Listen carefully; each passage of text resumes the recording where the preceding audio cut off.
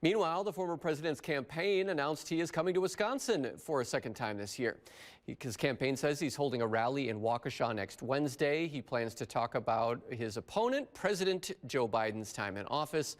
The visit comes after Vice President Kamala Harris stopped by the Badger State this week and Trump visited Green Bay in April.